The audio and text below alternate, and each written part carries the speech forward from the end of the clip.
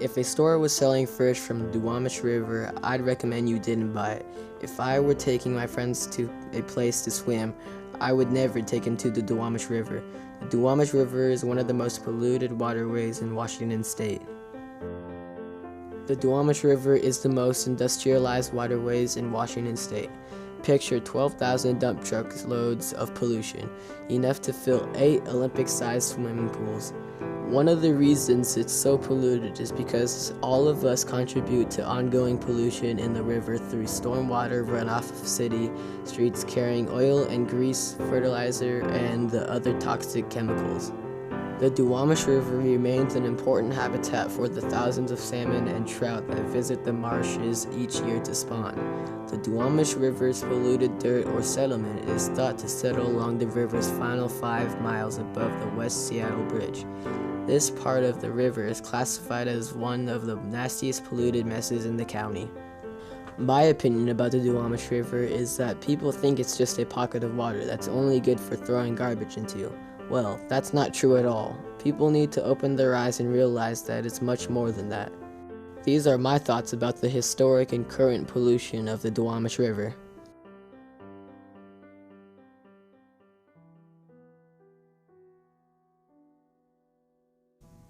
Humans destroy this earth so badly in wildlife habitat.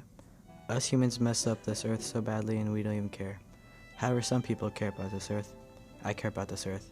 I hate littering, I hate offshore drilling, I hate the other people who just kill animals for stupid reasons, like their fur and stuff. And I hate people who just don't care.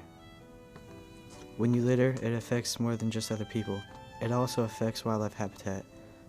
Birds mistake plastic for their food, fish and whales get caught in discarded fishing nets. Another type of pollution is carbon pollution. Carbon pollution is caused by coal, oil, and gas. Carbon pollution also contributes to the problem of climate change. This earth is such a mess, and humans think we can't do anything to change it. But if we do our part, and we be aware of our own pollution, we can make a difference. Take some time out of your day to pick up some trash.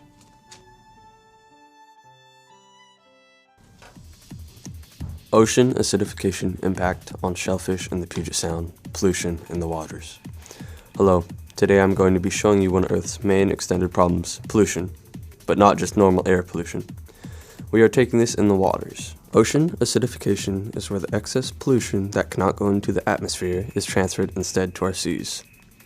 Acidification is considered the twin of air pollution, but on a greater scale. 1/4 of CO2 dissolves into the ocean. The ocean has dissolved about 525 billion tons of CO2. What happens is that H2O and CO2 combine into H2CO3, resulting in the past 200 years, the ocean has become 30% more acidic. Planet effects. The Great Pacific Garbage Patch is a collection of marine debris in the North Pacific Ocean. Today, billions of pounds of plastic can be found in swirling convergences, making up about 40% of the world's ocean surfaces. As plastic debris floats in the seawater, it absorbs dangerous pollutants like PCBs, DDT, and PAH. These chemicals are highly toxic and have a wide range of chronic effects, including endocrine disruption and cancer-causing mutations. Animal effects. Mussels and oysters are expected to grow their shells 25% less, meaning in the first 48 hours of life, they are more prone to being eaten by predators. Their blood levels, smelling, and natural instinct affect the fish, and the fish in the North Pacific ingest about 12,000 to 24,000 tons of plastic each year, which can cause intestinal injury and death, and transfers plastic up the food chain to bigger fish and marine mammals. This is happening due to fossil fuel burning, building and car emissions, and electrical use. How we can fix these problems is if something is under a mile away, bike there. If your lights are on a sunny day, turn them off. Do as much as you can to stop this. Thank you for your time and consider what you have heard. Now to the next clip. Climate change is a serious problem in the world that not very many people know about or think is real. Climate change can affect wildlife and nature, such as salmon, water sources, and plant life. As the temperature rises, the hotter weather causes more evaporation, which also means less lakes, rivers, and shortage of drinking water. For example, every year the world's been getting hotter, and since 1992 to 2014, it has been the hottest years ever. The increasing temperatures can also erode the salmon's natural habitat, making it hard for them to settle down. Also, when the water is hotter, it can make juvenile salmon enter the ocean before the plankton has enough nutrients for the salmon to survive. All this shows that more people should pay attention to climate change and that we should try to do something to help stop it. If you ask me, I believe in climate change and would like to know how to prevent it.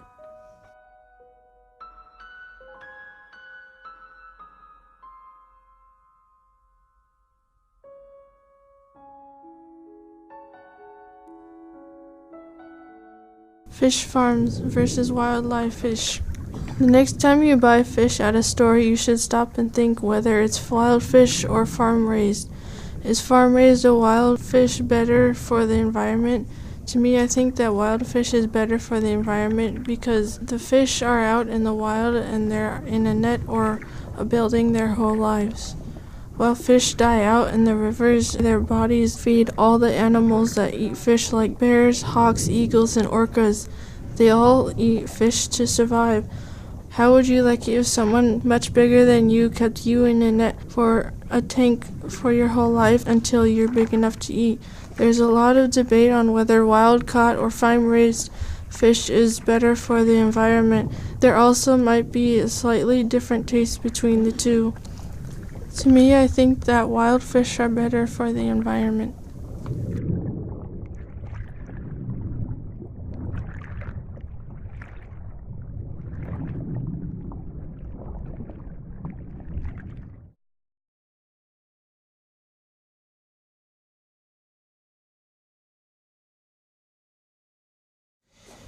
We should stop making marine debris and help clean the ocean. Marine debris hurt marine animals and marine wildlife. Marine debris is trash on beaches and in the ocean. Types of trash can be bottle and cans, cigarette bottle caps, and lids. Marine debris ends up on our beaches and coastal waters from people that don't properly discard their trash. When people don't properly recycle or throw away trash, it can become marine debris. Such trash on the streets can run into sewers, which can go in the ocean. Fishermen that lose their nets or leave them on purpose can harm animals and marine life. People should try to help clean their trash because it can harm a lot of marine animals and make the water polluted. Trash on the beach can also be harm to beach users and make them sick. I think people should properly recycle or discard their trash so we can keep the environment clean and beautiful. Poor logging practices in the Northwest has been a growing environmental hazard almost since the beginning of industrial clearcutting. Companies who do logging are made easy to use unruly methods. When a logging company makes a clear cut in a section of forest, they often leave all the debris, heavily affecting water runoff with the harsh disruption and carelessness of loggers. This also affects how easily forest fires can spread. The flammable mix of wood chipping, branches, etc., with what is left behind from heavy machinery used for logging can increase the length, the ferocity, and how far these fires can spread. The people who should be raising awareness in Washington and through Oregon, they must be the ones to help regulate the logging industry. The environmental and economic state of these places and others can affect our future greatly.